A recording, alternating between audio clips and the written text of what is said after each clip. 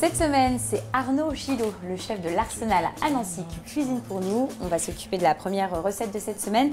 Donc, on va réaliser un amuse-bouche, donc un taboulé végétal avec du chou-fleur que tu es en train de couper, Arnaud, avec des petites noisettes. Enfin voilà, on est vraiment sur un amuse-bouche automnal, on va dire. C'est ça. Mais en même temps, qui garde la fraîcheur, le côté un peu frais de la fin d'été.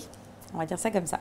Donc là, tu coupes ton chou-fleur. C'est ça. Après l'avoir épluché, on le taille en petits morceaux, enfin assez grossièrement quand même. D'accord. De toute façon, tu vas le mixer. Hein. C'est ça. C'est pour ça qu'à la limite, on peut couper grossièrement. Voilà, l'idée après, c'est de le mettre dans un blender.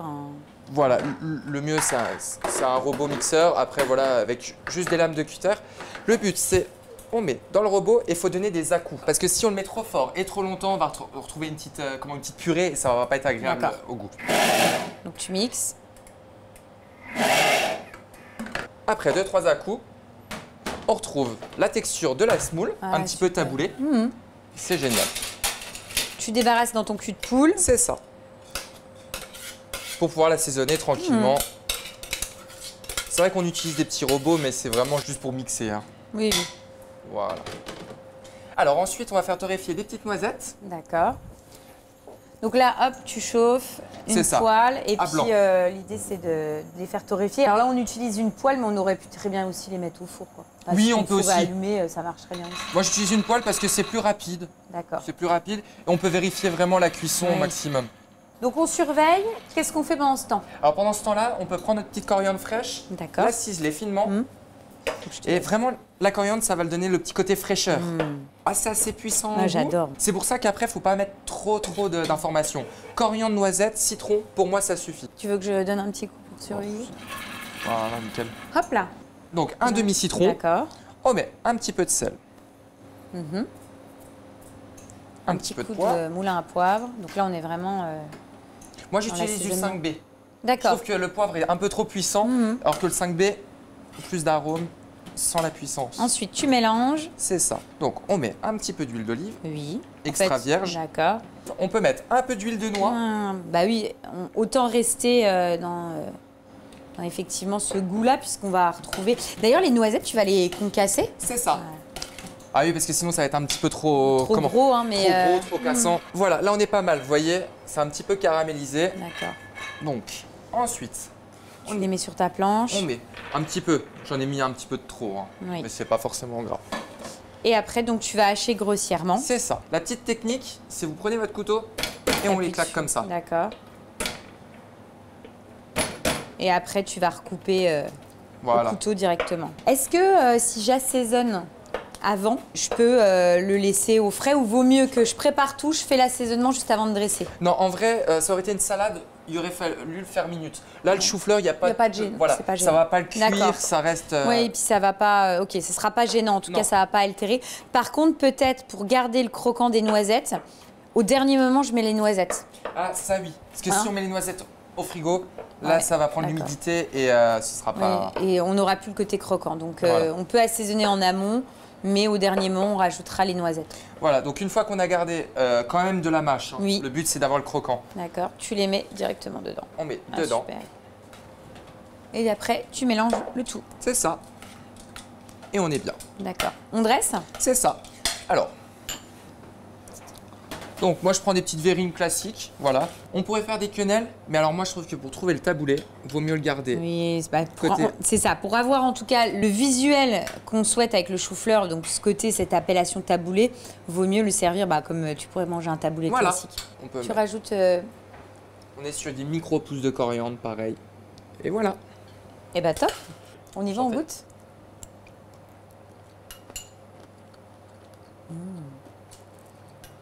C'est top parce que, en fait, des fois, tu sais, le chou-fleur, ça a quand même un goût assez prononcé. Et le fait de l'associer à la noisette, ça lui apporte un côté gourmand. Et la coriandre est là pour apporter le côté fraîcheur. Et ça fonctionne très très bien. Ça change du taboulé classique, quoi. C'est ça. Non, c'est top. Franchement, c'est super. Donc, en amuse-bouche, en entrée ou en accompagnement. Prochaine recette, tu nous fais quoi, Arnaud? Alors du coup, après, on va partir sur un petit tartare de crevettes roses. Bon, c'est cuit, c'est tartare juste pour la découpe. Avec une petite salade croquante de fenouil aux agrumes. Quelque chose de très sympa. Ok.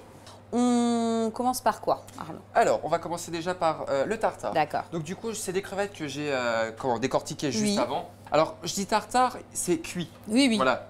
Mais Oui, l'idée de c'est surtout tartare, c'est surtout en fait l'aspect, c'est-à-dire qu'on la va avoir texture. des morceaux de crevettes. Voilà, on garde de la mâche quand même, et effectivement, ça sera froid, quoi. Donc, Ensuite, j'ai préparé aussi une petite mayonnaise avant. Alors, D'accord. elle a la couleur là parce qu'elle est faite à la Savora. C'est une petite moutarde alsacienne. Donc, sachant que si on n'a pas de Savora à la maison, tu peux le faire avec une moutarde traditionnelle, donc une mayonnaise traditionnelle. Bien sûr. Alors pareil, je mets un petit peu de cerfeuil ciselé, grossièrement. J'aime vraiment la cuisine avec les herbes. C'est Ouais, toujours... ça fait l'assaisonnement en fait. Ah mais ça. Ensuite, on met un petit peu de jus de citron. Et la petite touche, on met un petit peu de jus d'orange également. D'accord. Donc citron et orange, donc un tout petit peu. Donc ça c'est bon, notre tartare il est fait. C'est ça. On Ensuite, le réserve et puis on va s'occuper de notre salade de fenouil. donc, à la mandoline, D'accord. Ouais, donc l'idée c'est de couper. voilà, le plus fin possible. Oui, bah c'est vrai que le fenouil c'est super bon, mais il faut que ça soit coupé assez fin quoi. Un fenouil, on peut faire une salade pour 4 personnes largement. D'accord. Moi, je redonne juste Ouais. un petit coup. D'accord. Ouais, tu coupes en 4. Voilà. Hein, donc Vous allez voir grossièrement. pourquoi, pour le dressage, ce sera plus fin. Pareil, on met une petite pointe de jus d'orange. Oui. Bah souvent l'orange fenouil ça match bien quoi. C'est ça. Un petit coup de 5B, ensuite sel. Et là, on va laisser reposer un petit peu. D'accord, tu veux que je mélange? Vas-y. Je mélange et puis on laisse un petit peu. D'accord.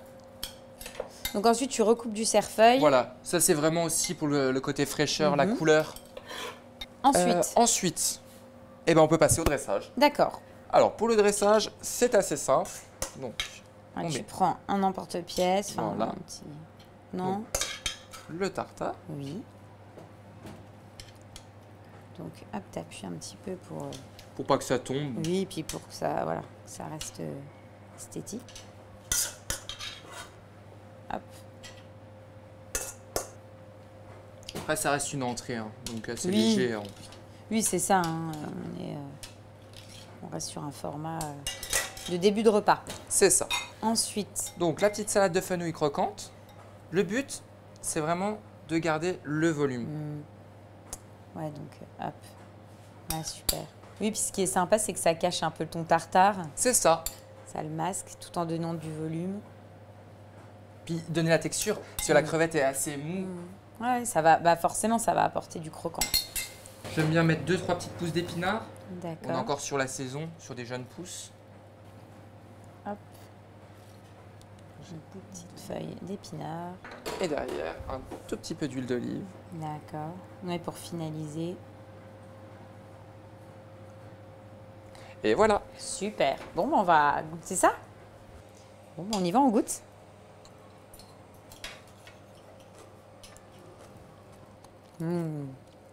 Ah, c'est top. C'est top parce que effectivement, tu as le croquant du fenouil. Fenouil qui se marie très très bien avec l'orange.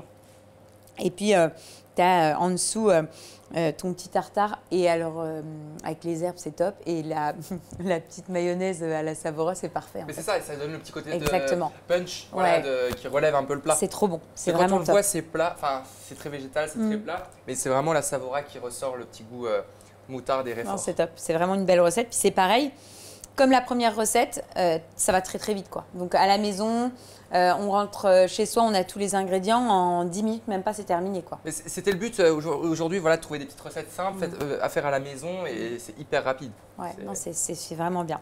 On fait quoi ensuite, Arnaud? Alors après, on fait des noix de Saint-Jacques rôties, donc au beurre, avec une petite mousseline de patates douces caramélisées. Je vais vous montrer une petite technique et puis des petites herbes. Voilà. Donc là, Arnaud, tu es en train d'ouvrir tes patates douces.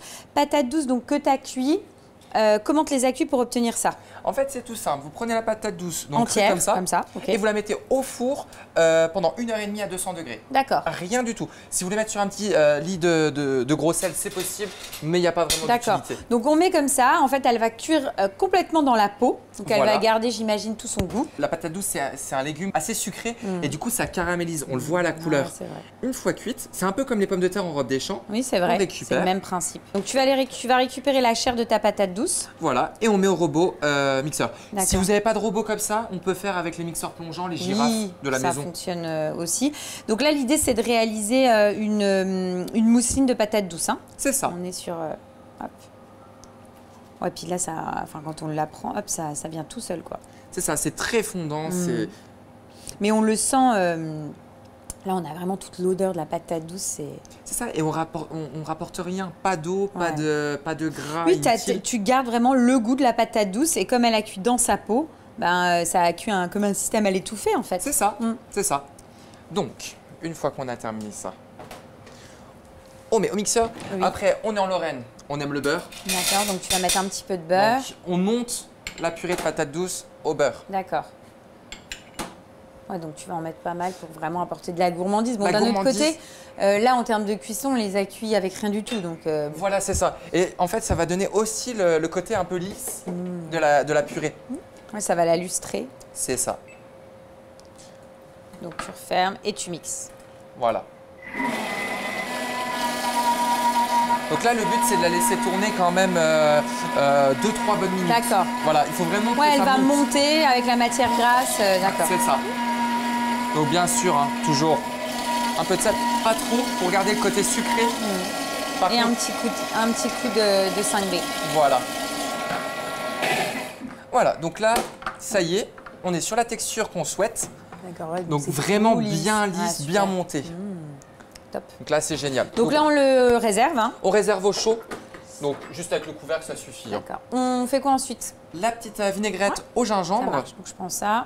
Donc là, un petit cul de poule. Pareil, gingembre, vous savez, qu'on a mixé au préalable. Pareil, au robot. Ok. Donc c'est bien lisse. Une petite purée. On réalise une purée. C'est ça, tout simple. Ensuite, on prend de l'huile de tournesol. Moi, je travaille avec du local. Voilà, à Orméville, juste à côté de chez moi. Voilà. Pourquoi pas d'huile d'olive? Parce que l'huile d'olive, c'est fort en goût. Oui, c'est ça, c'est plus puissant. Et là, tu cherches vraiment à, avant tout, avoir le goût du gingembre. Pour les Saint-Jacques. Ouais. Pareil, huile de tournesol. Donc, j'imagine qu'on attend que ça soit bien chaud. C'est ça. La Saint-Jacques, il faut la poser, la retourner, on met du beurre et c'est terminé. Bien nacré à l'intérieur. Hop. Donc là, tu mets tes Saint-Jacques.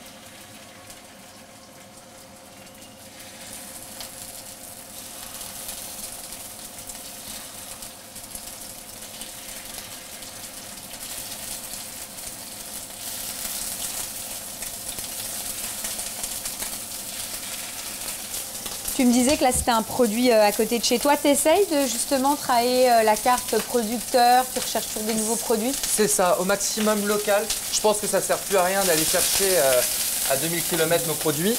Vous voyez, par exemple, après, on va travailler les pleurotes de Maxéville. D'accord, ouais, t'essayes en tout cas d'aller chercher des petits produits comme ça, un peu sympas pour les travailler, quoi. Mais c'est ça. Bah, surtout que on a des trucs sympas dans le coin. Ah mais clairement, nous en Lorraine, c'est vraiment aussi bien les fromages, les charcuteries, des Vosges, beaucoup les Vosges aussi. Et comme j'ai la chance d'habiter à 2-3 km des Vosges. Donc là, tu rajoutes un petit peu de beurre. Voilà, juste pour nourrir. Nourrir. Et terminer la fin de la cuisson. Je coupe le feu. Ah oui, ok. Juste la poêle, elle a encore un petit peu de chaleur, ça suffit. Alors le beurre, il est un petit peu coloré. On est sur du beurre noisette.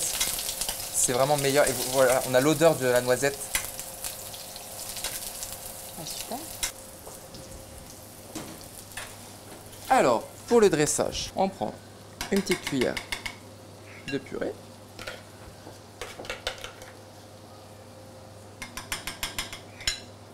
Voilà. Ensuite, donc tu mets tes Saint-Jacques. C'est ça. Donc là, on est sur des belles tailles de Saint-Jacques. En générosité. Derrière, on remet des petites feuilles d'épinards. On reprend notre petite vinaigrette Au gingembre. au gingembre. Donc là, on peut mettre sur les Saint-Jacques. Vous voyez, on retrouve un petit peu le côté perlé. Très mignon.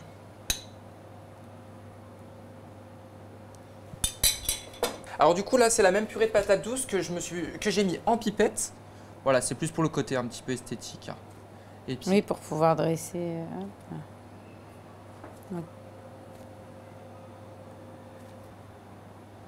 Et là, tu rajoutes des petites pousses. C'était quoi, coriandre? coriandre, c'est ça. Pour avoir la petite touche de fraîcheur. Voilà. Et voici. On y va, on goûte? On y va.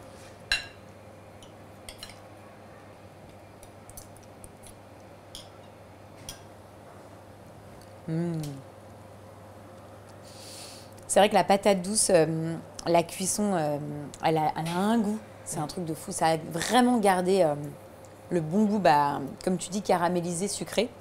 Et la rondeur. Ouais. C'est vraiment la rondeur. Et ça se matche très très bien. De toute façon, la patate douce avec le gingembre, ça c'est un classique qui marche bien. Et la Saint-Jacques, la cuisson est top. Donc en fait, on est sur une association qui match. Donc on s'en doute. Mais voilà, c'est bon, c'est gourmand. C'est sympa et puis c'est le même principe, c'est-à-dire que hormis la cuisson de la patate douce, mais à la limite vous la lancez, vous faites ce que vous avez à faire pendant 1 heure et hop après en temps on est à 5 minutes d'exécution quoi. C'est ça. Donc, et si vraiment vous n'avez pas le temps, vous épluchez les patates douces, on les met dans de l'eau. oui, ça peut aussi, ça peut aller. Fonctionner aussi. Voilà. Super. Prochaine recette, Arnaud, c'est quoi? Alors là, on va être sur un beau filet de bœuf lorrain. Oui. Avec une petite garniture autour de la carotte et des pleurotes de Maxéville. Là, sur une recette comme celle-ci, les amateurs de bœuf, ils aiment bien avoir une belle pièce dans l'assiette, quoi. Ah, chez nous, c'est toujours en générosité. Quelqu'un, voilà, on a des amateurs de viande, ils veulent près de 200 grammes dans l'assiette pour garder le côté gourmandise. Ils sont là pour se faire plaisir, quoi. C'est ça. Donc là, c'est bon. Le bœuf, on l'a paré, il est prêt. On fait quoi ensuite? Alors du coup, ensuite, on va continuer sur une petite mousseline de carottes violettes. D'accord. Pareil, la carotte violette, ça donne un petit peu de sucrosité. Oui. C'est super sympa. Donc du coup, je les ai déjà pré-cuits ici. Donc comment tu les as cuits? Juste à l'eau avec un tout petit poil de sel. D'accord, donc au bouillon de salé. Voilà. Donc là, c'est bon, elles sont cuites. C'est ça. Et là, tu vas les mettre dans ma cuve. Dans ton blender, enfin voilà, dans ton Oui. appareil qui va permettre de mixer. Et là, tu veux réaliser quoi? Une mousseline, pareil? Une mousseline bien D'accord. lisse. Voilà. Et donc, même principe que ce qu'on avait fait avec la patate douce, j'imagine. Toujours. Tu vas monter aussi au beurre? C'est ça, une belle parcelle de beurre.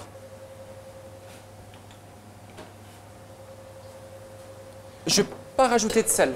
Parce que vu que l'eau est déjà salée, Oui, ok. Elle a déjà été assaisonnée. c'est ça. Et là, même principe que la patate douce, tu vas monter progressivement et après, tu vas mixer pendant 3-4 minutes pour que ça soit vraiment tout lisse. C'est ça.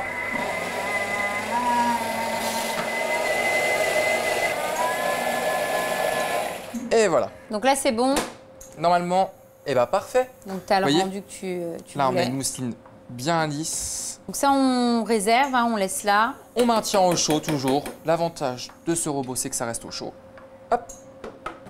Et ensuite, qu'est-ce qu'on fait? Alors ensuite, on va continuer sur la cuisson des pleurotes. D'accord. Donc pareil, c'est des très belles qualités. Mhm. On n'essaye pas de les retravailler D'accord. en plusieurs Oui. préparations. Juste beurre. D'accord. Donc là, tu mets du beurre. Alors pareil, toujours une petite pointe de beurre. Là, on est sur des petites pleurotes de Maxéville. Donc du coup, c'est deux messieurs qui les font pousser dans les anciennes brasseries à Oui, Maxéville. excellent. Donc en sous-sol. D'accord. Et vous êtes sur du extra frais. Ouais, donc en plus, là, ton impact carbone, il est excellent, quoi. Mais oui, mais oui. Et en plus, si j'ai besoin, je les appelle au dernier moment. Ils viennent me livrer. Oh là là. Donc tu les coupes même pas, tu les mets telles Comme quelles. ça.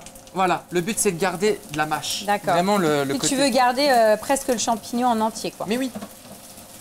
Parce que la pleurote, ça s'effeuille, principalement. Mais là, quand on voit la taille, ce serait dommage de les. Oui, puis après, en plus, même en termes de visuel, ça te permet Mais oui. d'avoir le joli champignon en entier. Pour moi, la pleurote, on a presque la texture un peu de viande quand on le mange. Et puis là, en plus, ça a pris une belle coloration. Ah, bah non. Tu as mal l'odeur. Donc tu les retournes. Et ensuite, on les réserve. D'accord. Hop. Et donc- L'avantage de la pleurote, c'est qu'on peut la manger presque crue. On pourrait même la manger crue. D'accord. Donc c'est pour ça que la cuisson, tu as fait un aller-retour et là, tu les débarrasses et ça sera bon. Et voilà.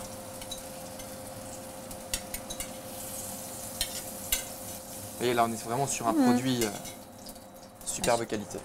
Alors, pour continuer, on lave même pas notre poêle pour garder le goût. On prend nos filets de bœuf. Oui. Et tu les mets directement dans ta poêle. En plus, il y a encore le beurre noisette et puis les sucs des champignons, enfin le dépôt un peu du champignon. Alors, un petit peu de sel. Oui. Un petit peu de poivre. Oui. Et là, tu vas remettre un petit peu de beurre pour arroser. Ouais. Oui, ça va nourrir ta viande. Là, on va la faire principalement saignante. Voilà. Ah bah oui, c'est mieux. Donc là, tu es sur une viande lorraine. C'est ça, on est sur un filet de bœuf lorrain. On est sur une race charolaise. D'accord. C'est extra. Comment, enfin voilà, tu t'as pris le temps de sélectionner cette viande-là. Enfin voilà, c'est. Voilà. Et après, ça sert à rien de prendre des viandes qui viennent de je ne sais où. Le but, c'est de travailler sur le régional. On a tellement des beaux produits. Et en plus, voilà, c'est ça, c'est que tu as la qualité derrière. Ça, c'est un produit que tu travailles toute l'année? Pratiquement, sous des millions de formes. En été, on peut même la servir un peu en tataki, un petit peu en cru. Oui. On peut la servir vraiment en tout. Et l'avantage du filet de bœuf, c'est toujours pareil. Aller-retour, beurre noisette. Il n'y a pas plus de préparation à avoir. Donc là, c'est bon, on va dresser. Hein, on a tout? On a tout. Tiens, hop, je te mets ça là. Alors, du coup, pour le dressage, on prend notre petite purée à la carotte violette. La couleur est magnifique. Tu mets une petite quenelle que tu vas étaler. On peut prendre notre bœuf. Oui. Comme ça. Donc les petites carottes que tu as fait alors, on les a cuire à l'eau tout simplement et après tu les as remis un petit peu à la poêle. Faire un petit peu rôtir. Voilà. Et puis après, les petites pleurs. Tes champignons. Vous voyez, ça on a de la texture, c'est génial. Oui, puis c'est beau, le fait de l'avoir gardé en entier comme ça, c'est sympa. Après, c'est toujours pareil, on peut les garder en entière parce que voilà, c'est de qualité. Voilà. Pour la déco, on peut mettre des petites fans de carottes. C'est un plat qui est quand même très terroir. Et donc après, ça c'est une sauce que tu as préparée. Voilà, alors on l'a préparée bien avant parce qu'un jus, on met à peu près 3 jours pour le faire. C'est ça. Donc tu le mets dans ta petite saucière à côté et on saucera juste avant de déguster. C'est ça. On y va. Donc on met, hop, on verse notre petit jus sur la viande. Et on met un petit poivre de Madagascar dedans. D'accord. Vous allez voir.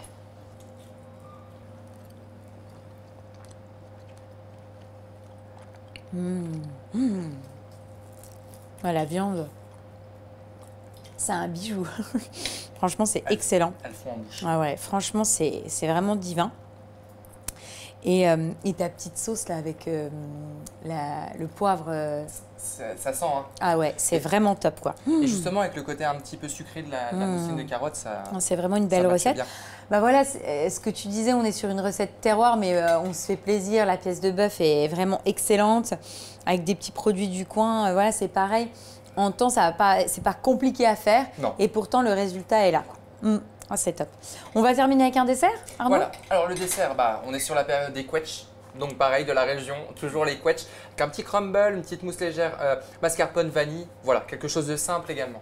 Donc là, on est en train de terminer avec Arnaud de retirer le noyau des quetchs. Et ensuite, j'imagine qu'on va les faire revenir. Voilà, l'idée, c'est de les faire compoter, quoi. C'est ça. Un petit peu au beurre, mais tout ça pour garder un petit peu de mâche. Donc très léger. Hop. Hop. Donc là, c'est bon, on a ce qu'il faut. On passe sur le chaud. Donc là, tu as mis du beurre. On va attendre que ça fonde et puis après, on mettra nos quetchs. Voilà. Donc là, c'est bon, je mets les quetchs. Voilà. Là, hop. Et là, on rajoute pas de sucre. Juste le sucre des fruits. D'accord. Et on les laisse. Ah ouais, on va les débarrasser. Donc on est vraiment sur minutes, quoi. Ah, tu les fais revenir très rapidement. Moi, je veux garder le côté fruit entier. D'accord. Pas marmelade. À la limite, ils prennent une petite coloration. C'est ça. Ils s'enrobent de beurre et ça suffit.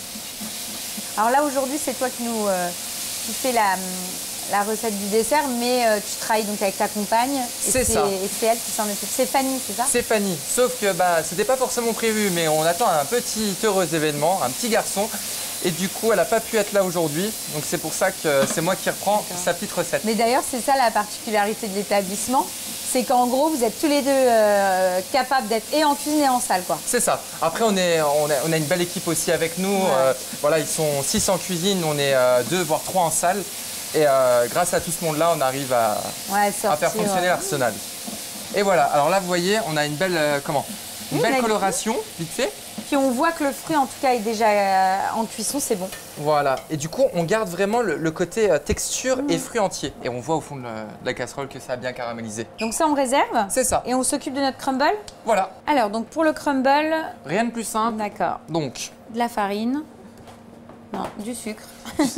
du sucre. Donc, cassonade. D'accord. On met le beurre. Oui. Le mieux, c'est à température ambiante. D'accord. Oui, un beurre pommade. C'est ça. Et ensuite, à la feuille. D'accord. On va mélanger les 2 premiers ingrédients. Si vous n'avez pas de batteur, on y va avec les mains. Oui, de toute façon, un crumble, limite, c'est même l'idéal, quoi. Voilà. Donc là, on fait crémer. C'est ce qu'on appelle mélanger la cassonade et la matière grasse, quoi. Une fois que tout est bien mélangé, on rajoute la poudre d'amande. Oui. Voilà, donc tout est bien mélangé. Moi, je récupère la cuve, c'est parce qu'on a une petite portion, donc ça colle au fond. D'accord. Ouais, donc tu récupères bien toute ta matière. Voilà. Que tu remets au centre. On met un peu de fleur de sel. Donc moi, je prends du sel d'Inville, juste à côté. Local. Et derrière, on met la farine. On met toujours la farine en dernier, parce que si on la travaille trop, elle devient élastique et on a un crumble moins croustillant. D'accord. Donc en dernier, c'est pour ça que tout de suite, voilà. En fait, c'est pour travailler au minimum le gluten dans la farine. Et là, donc, tu remélanges toujours à la feuille ta préparation avec ta farine. Vous allez voir, on va avoir l'effet un petit peu crumble.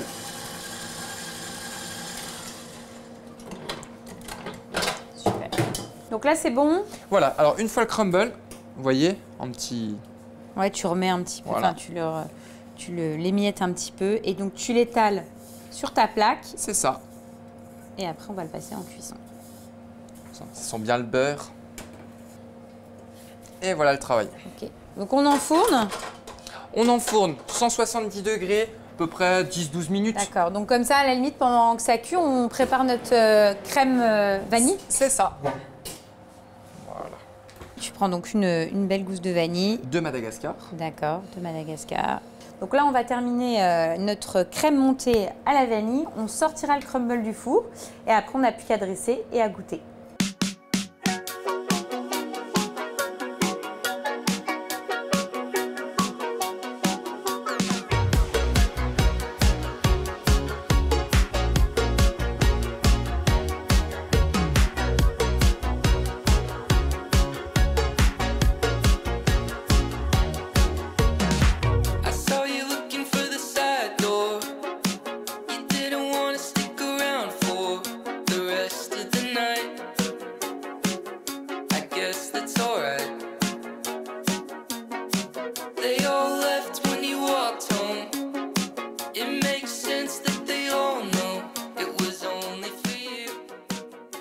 Donc, tu as rajouté un sorbet. C'est ça. À la couetch. C'est ça. Et on travaille avec les frissons de Fanny. C'est top parce que, en fait, on a le crumble et le côté crème qui sont vraiment là pour apporter de la gourmandise. Et les couetch se marient très très bien. Et voilà, tu as différentes textures. C'est bon, c'est gourmand. Avec le petit sorbet qui va bien, c'est parfait. Et c'est pareil, on est dans une recette, c'est très facile. Hein. Bon, ouais, pas tout plus est simple. Et très peu de sucre. Merci. Ouais. Là, en termes de sucre, comme tu le disais, tu n'as pas sucré de toute façon à la cuisson. Il y en a un petit peu dans le crumble. Et puis voilà, non, c'est top. Merci beaucoup Arnaud pour ton accueil. Et bah de rien. On a passé un super moment. Donc écoute, on reviendra te voir l'année prochaine si ça te dit. Et bah c'est parti. Merci à vous d'être venus.